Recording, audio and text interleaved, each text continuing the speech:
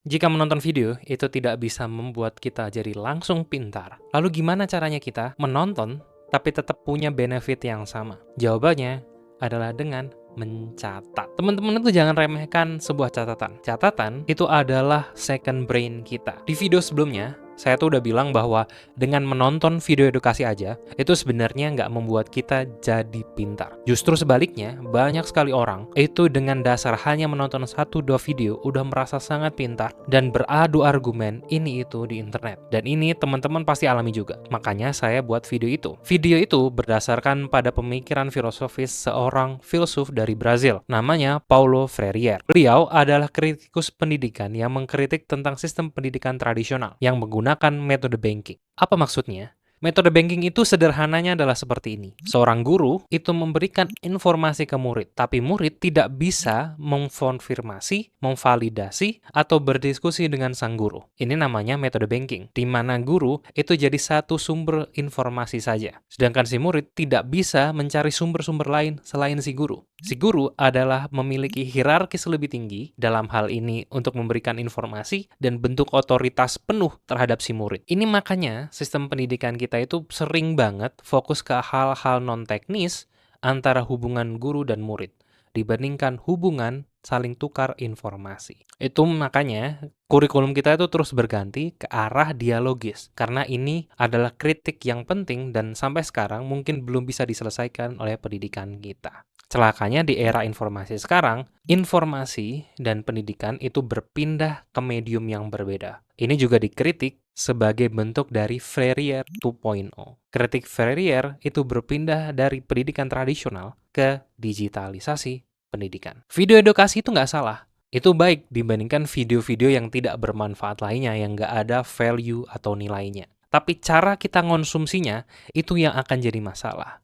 Nah, di video kali ini, kita mau bikin satu step by step simple gimana caranya kita bisa berubah dari hanya menjadi penonton yang pasif menjadi benar-benar mendapatkan manfaat dan bahkan bisa memanfaatkan informasi yang kita dapatkan itu jadi sesuatu yang bernilai. Bisa karya, tulisan, artikel, dan lain sebagainya. Dan satu step sederhana itu dimulai dari satu langkah simpel aja, yaitu mencatat. Waktu saya kuliah dulu, mencatat itu sesuatu yang penting sekali. Karena saya jurusan sejarah ya. Ada satu ungkapan yang mengatakan bahwa no document, no history. Dalam penulisan sejarah, ketika tidak ada suatu dokumen, hampir dipastikan peristiwa itu tidak bisa dikonfirmasi terjadi atau tidak. Inilah yang menjadikan saya itu terbuka bahwa dengan menulis, kita itu bisa mendapatkan benefit yang luar biasa. Apalagi di era sekarang itu banyak sekali informasi yang berceceran. Dan menulis adalah satu langkah penting untuk bisa membangkitkan ilmu pengetahuan. Jadi, informasi itu melalui setidaknya 3 fase ya. Informasi yang kita dapatkan itu nantinya harus menjadi pengetahuan. Pengetahuan yang kita terima dalam otak kita. Yang nempel lah kalau istilah sederhananya. Baru, pengetahuan pribadi kita itu harus bisa dituangkan ke dalam sesuatu.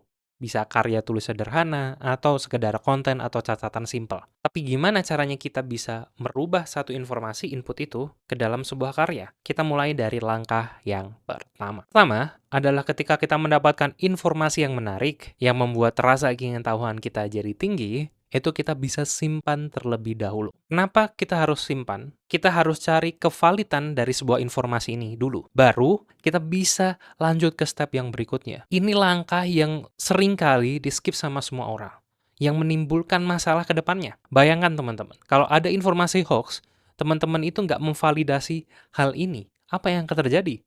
Tentunya teman-teman akan punya pengetahuan yang bahkan salah. Ini makanya orang itu sering terjebak sama teori konspirasi yang dia anggap benar. Dan dia punya belief system yang tidak bisa dirubah. Akhirnya orang itu akan jadi delusional. Dan itu problemnya. Karena proses pertama dari informasi itu adalah input, maka di step ini ketika kita mendapatkan sebuah informasi, bagusnya adalah untuk disimpan dulu. Bisa dengan mencatat di sini, atau bisa dengan aplikasi yang saya gunakan di sini yaitu Notion. Kalau teman-teman mau template dari penyimpanan sistem informasi saya, teman-teman bisa download di link di deskripsi, gratis. Jadi, di step pertama, ketika kita menonton YouTube, membaca artikel, atau nonton TV, kita itu bisa nyatat sebuah informasi terlebih dahulu. Fungsinya adalah untuk kita bisa mengetahui apakah informasi yang menurut kita ini menarik ini bisa kita manfaatkan ke depannya.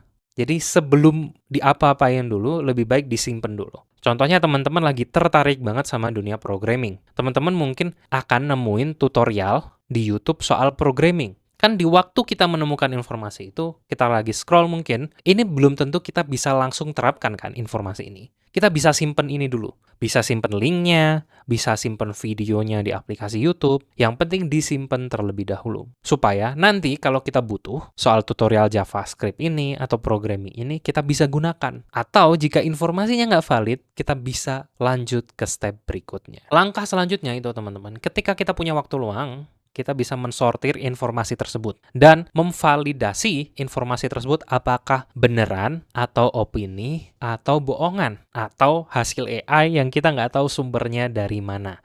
Kayak yang aku bilang tadi, ketika teman-teman tertarik sama sebuah informasi, pastikan untuk memvalidasi di step kedua ini. Kita bisa cari referensi lain yang serupa di buku, artikel, browsing, atau sekedar tanya ChatGPT aja. Itu udah cukup untuk memvalidasi informasi awal ini. Kalau teman-teman mau lebih dalam, tentunya kan dari membaca buku, artikel, atau tanya dari ChatGPT ini, kita bisa dapetin informasi-informasi lain yang bisa meng-compare ya informasi yang kita dapatkan melalui konten tersebut. Ini bermanfaat banget teman-teman. Jadi tahapan ini itu bisa membedakan nih, mana informasi yang beneran penting atau cuma sensasi aja. Jika informasi itu valid, informasi penting dan relevan sama kehidupan kita, teman-teman bisa lanjut ke step berikutnya, yaitu proses internalisasi. Kalau dalam bahasa saya ya, biasanya ini adalah reinterpretasi atau interpretasi ulang dari apa yang sudah kita pahami. Ya, kalau bahasa sederhananya adalah mengolah dan melihat apakah informasi ini bisa kita buat jadi sesuatu. Kita bisa gabungkan dari berbagai sumber, kita juga bisa menganalisa, dan kita bisa merefleksikan ke diri kita. Informasi ini akan digunakan seperti apa? Stepnya adalah pertama mensintetiskan informasi ini. Kita bisa gabungkan informasi A dan B, terus C, itu jadi satu informasi yang relevan. Kita akan buat contoh sederhananya begini. Ketika teman-teman tahu sebuah buku, harganya itu 70.000. Di toko A 70.000, di toko B 80.000, di toko C ternyata juga 70.000. Maka teman-teman bisa simpulkan tuh ketiga informasi tadi bahwa harga yang wajar dari sebuah buku yang teman-teman cari itu adalah 70.000.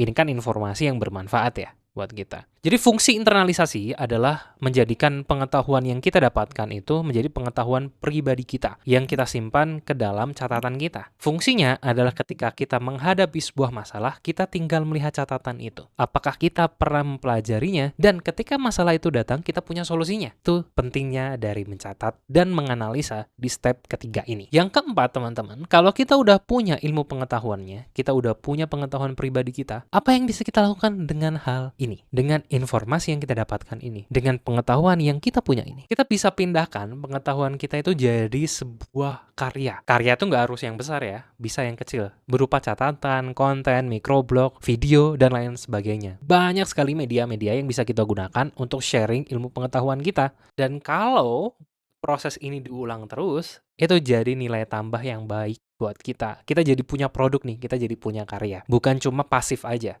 Step yang kelima, ketika kita upload sebuah karya atau berikan karya ini ke orang lain, tentunya muncul sebuah feedback. Nah, feedback itu penting untuk kita bisa ulang prosesnya dari awal tadi. Feedback ini bisa jadi input baru buat kita. Jadi, kalau kita rangkum, visualisasi sederhananya itu seperti ini. Pertama, informasi itu kita input ke dalam otak kita. Kita catat informasi awalnya seperti apa. Lalu, kita validasi informasi itu. Apakah benar, subjektif atau tidak, terus bermanfaat buat kita atau tidak. Yang ketiga, itu sintesis atau refleksi informasi itu seberapa relevan sama kita dan kita bisa olah jadi sebuah hal tertentu atau enggak.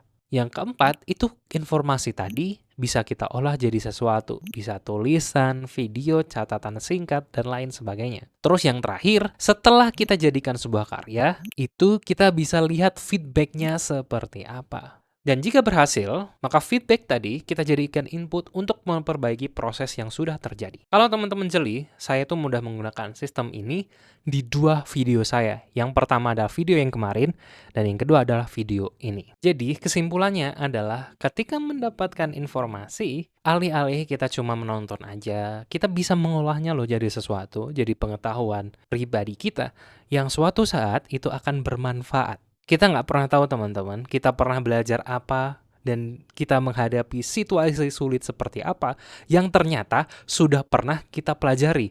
Dan solusinya itu ternyata ada di catatan kita. Ketika teman-teman punya pengetahuan pribadi itu, teman-teman bisa melakukan apapun yang teman-teman mau dengan pengetahuannya.